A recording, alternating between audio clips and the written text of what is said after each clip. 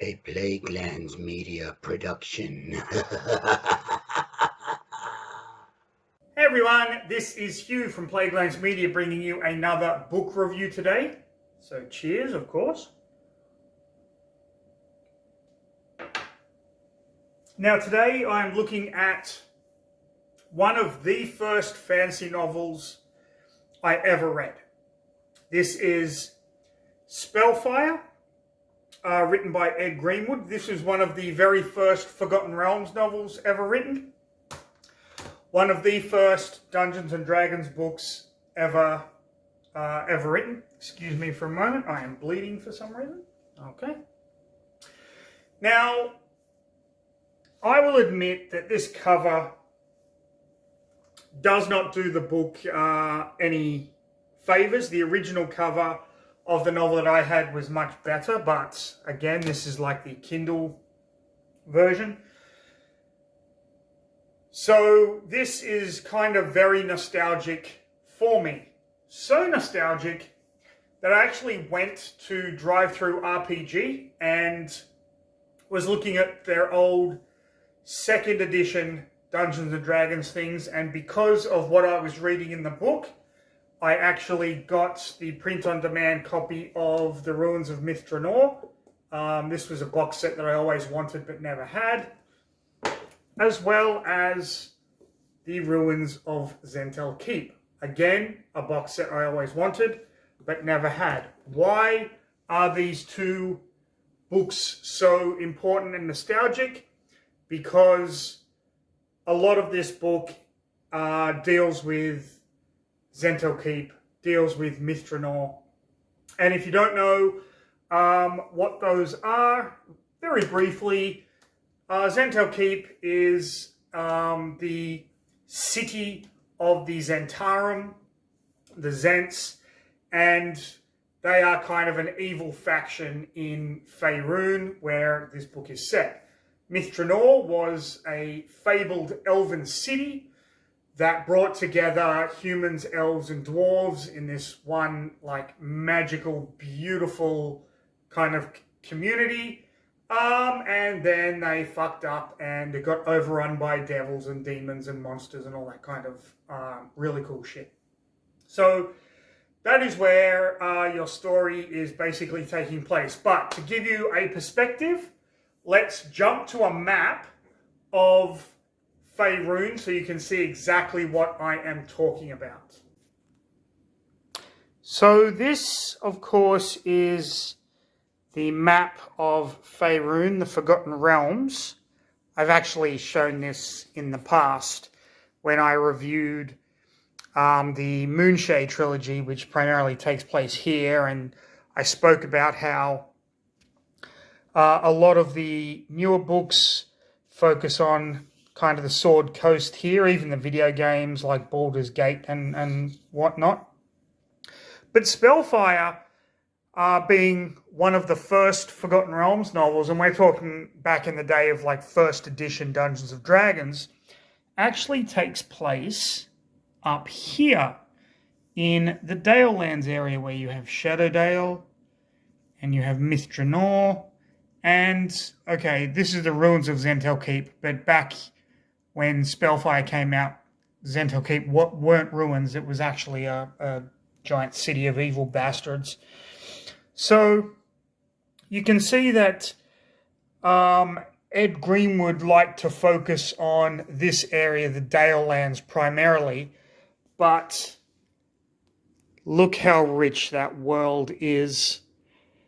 And there is so much more to explore and so many more books to read, which I'll get around to. But I just wanted to show you all exactly where this book was set. Okay, let's get back to it. Now, to give you a spoiler-free version of this story, it follows this character by the name of Chandril Shasir.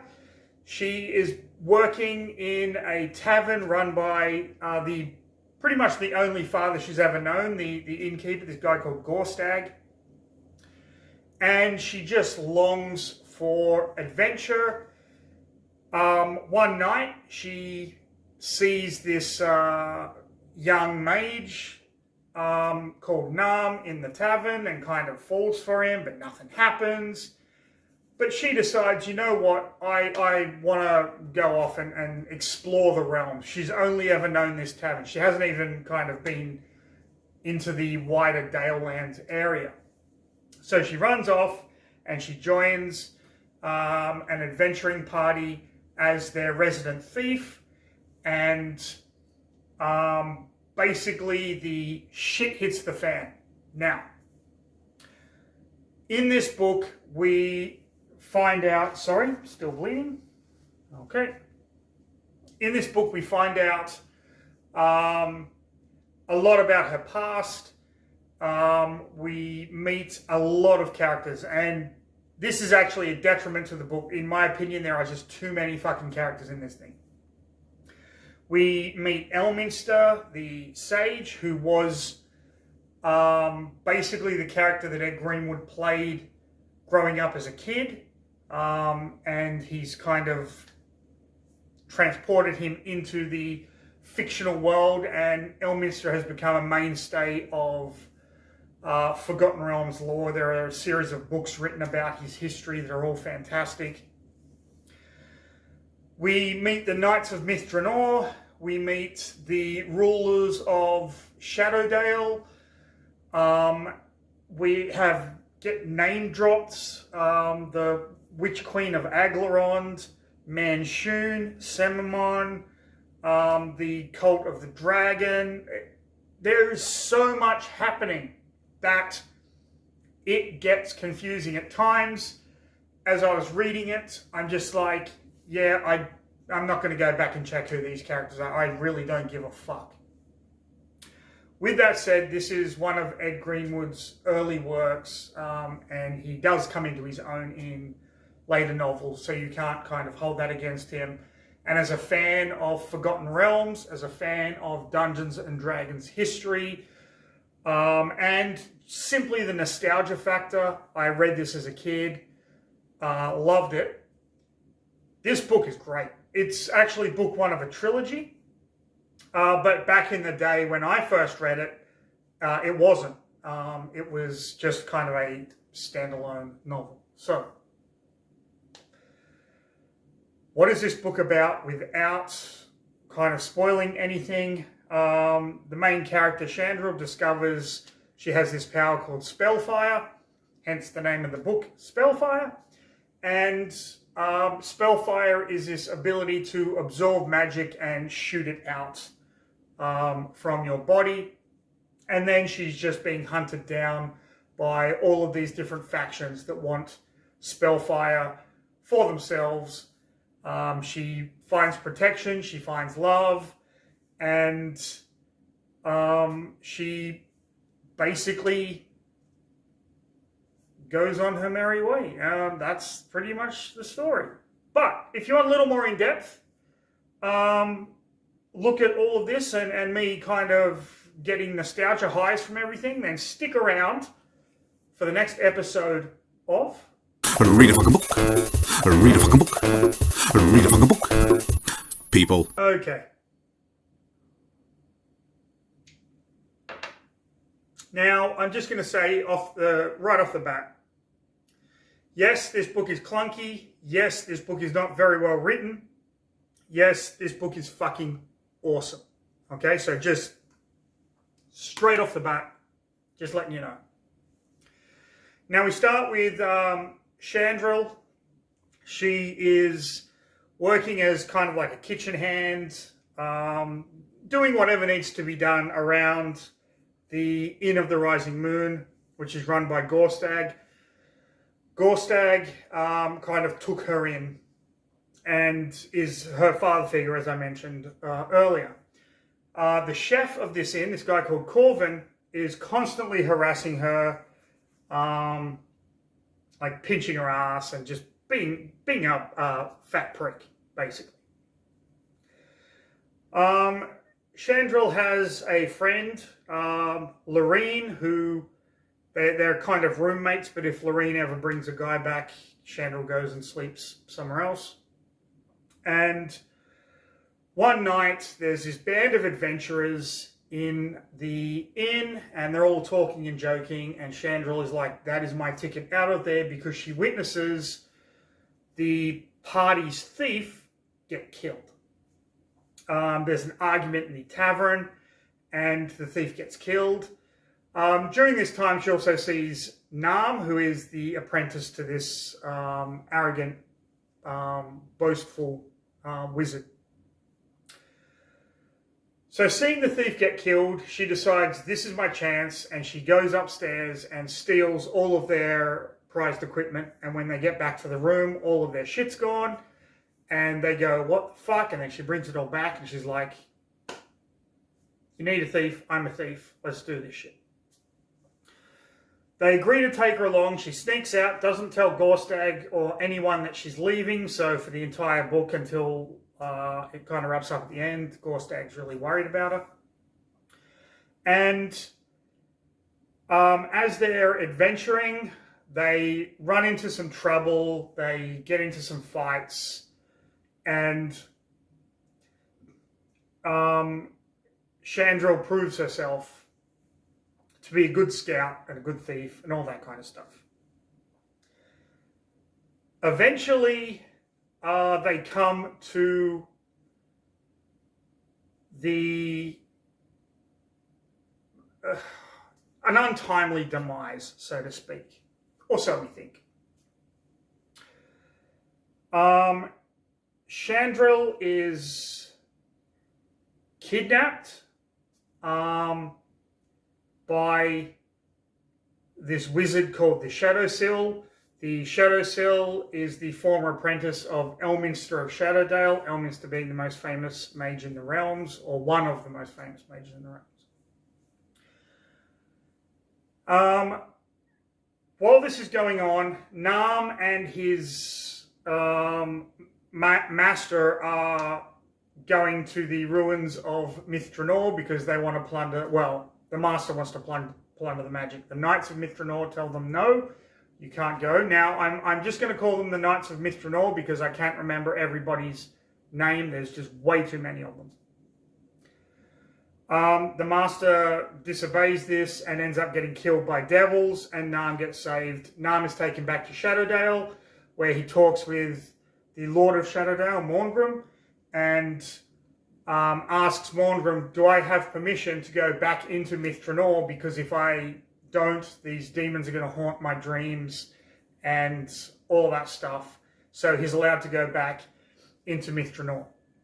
At this point, Chandril has been kidnapped by a mage called the Shadowsill, and Nam sees her in Mithranor and tries to kind of rescue her. The knights come to Nam's aid in trying to rescue Chandril. Chandril at this point, I believe, has acquired Spellfire. I might be wrong about that. It's all to do with this creature that absorbs magic or something. But regardless of the order of things, Elminster comes along. There's the Knights of Mithranor. Nam is there. All of these things just running away in my fucking head.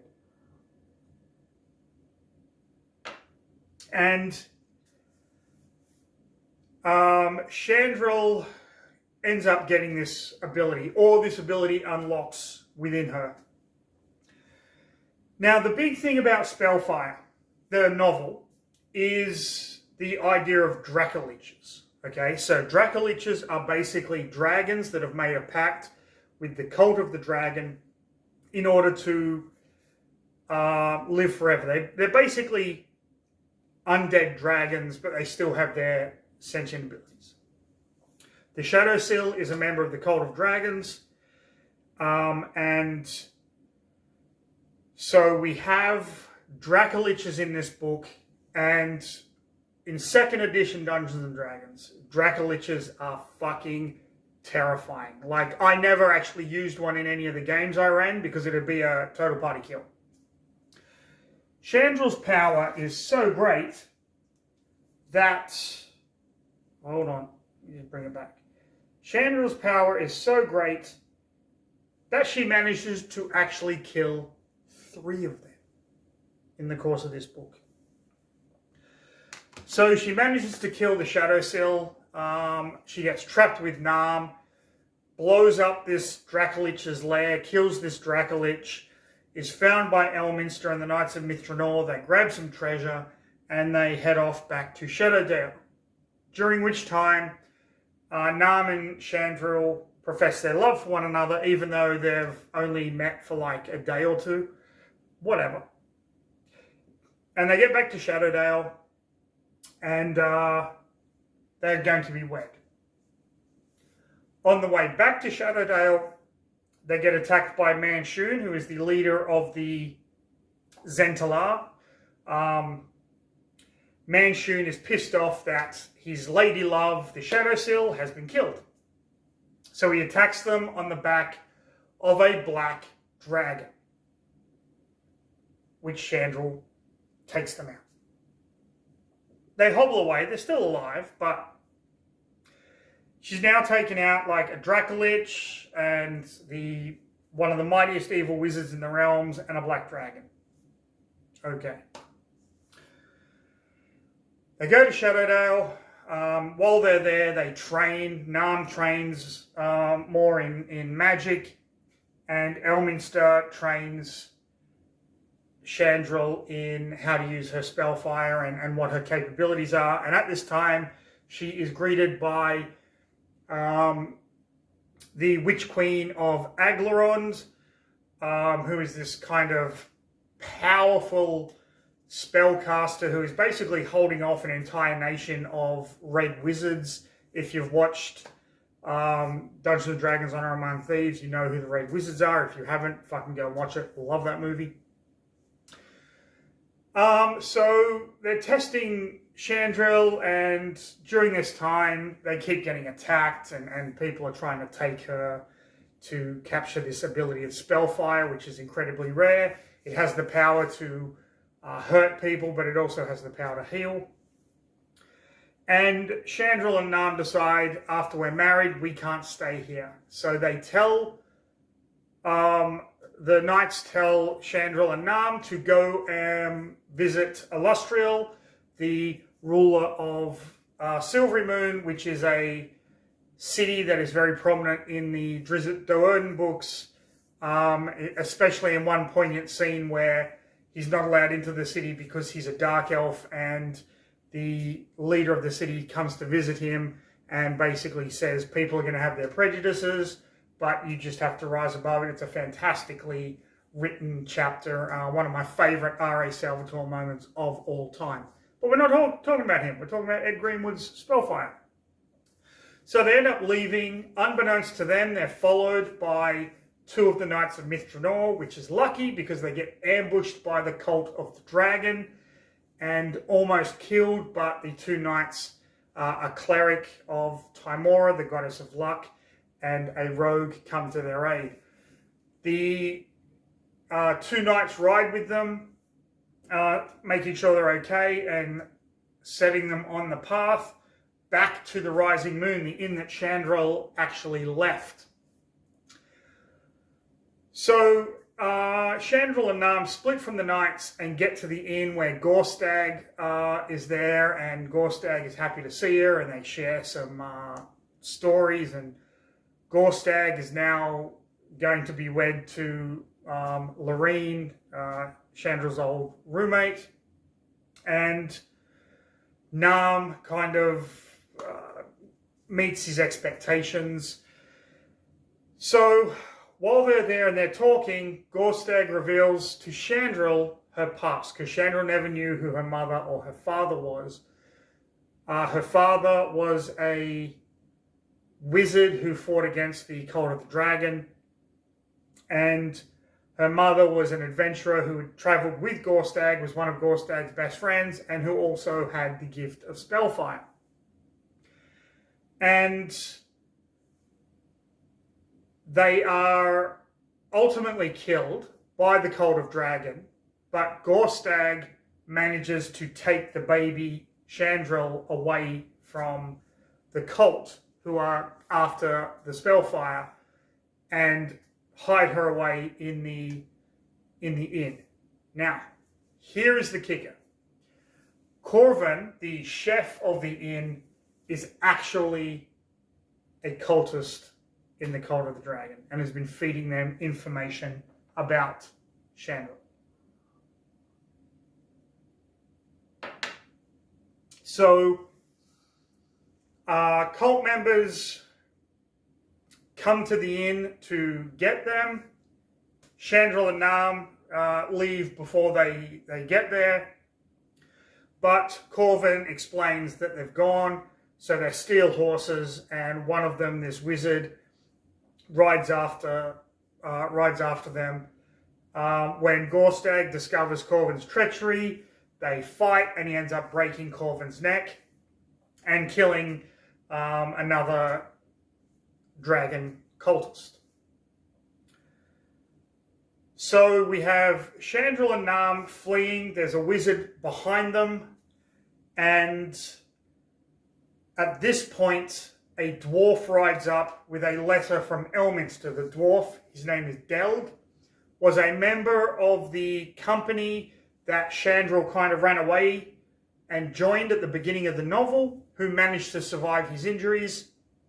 And he has been tasked by Elminster to look after Chandra on her way to Silvering Moon. Or High Moon. One of the moons. Anyway. Gorstag sends him on his way. As he's kind of riding, there is another Dracolich. This one is probably the most powerful. And this Dracolich comes down and attacks them. The wizard is killed. Nam is almost killed. Chandra discovers that she can actually absorb the Dracolich's fire, which she does. She uses it to heal Nam, who is almost dead. Just as Delg rides up, she's happy to see him. They take on the Dracolich. They fucking beat its ass to a pulp. And then they ride off into the sunset. And that's the end of the book. So, there is a lot of things, as usual, that I left out of this. And the reason I left them out is because if you read this book for yourself, even knowing the main plot points, you are going to be pleasantly surprised. There's a lot of little things that happen that are just hilarious and stupid and just wacky things that you could see happening around a Dungeons & Dragons gaming table. Like, for example, when Chandra is fighting the Shadowsill at the beginning, how does she win? She hits her in the head with a fucking rock. That would be like, I'm going to pick up the rock and swing it at her, and the Dungeon Master goes, you roll the d20 to see if you hit, and you roll a fucking 20, which is a natural crit. Like, it's stuff like that when I read these kinds of books, that's what I think. I think if this was a gaming table, this is how it would play out. And for me, that nostalgia is just beautiful. The number of stories I could tell you of stuff that happened when I was playing D&D in high school, when I was playing D&D after university with Mr. Ian Van Gammett and a few other people, the number of things or stories would just have you rolling on the floor with laughter at the sheer stupidity of them, which makes for an exciting, fun game. And that's what Dungeons & Dragons should be. And that's what books like Spellfire should be. There is no point in this book where it takes itself too seriously, where it gets a little preachy. There are, in fact, some very poignant philosophical points that are raised at the beginning of every chapter. There is an excerpt from a book written by a fictitious character in the Forgotten Realms that really do make you think about life and modern day, and the lessons still apply. R.A. Salvatore does this very well in his Drizzt Do'Urden novels, where the musings of Drizzt Do'Urden at the beginning of the chapters, Ed Greenwood does it, but in a slightly different and more condensed kind of a way. So, that was book 1 in Chandril's Saga, a 3-book series. I will be reading and reviewing all of them over the course of the coming weeks, months, years, whatever. I am also building up my 2nd edition Dungeons & Dragons collection. That is purely because I need the nostalgia hit. And I will be reading and reviewing these as well. So stay tuned for that, all you Plaguelandians out there that love Dungeons & Dragons. I hope you enjoyed this video. But most importantly, have a drink. Stay safe. Have a fantastic rest of your day. And of course, you know what I'm going to say. Read a fucking book, people.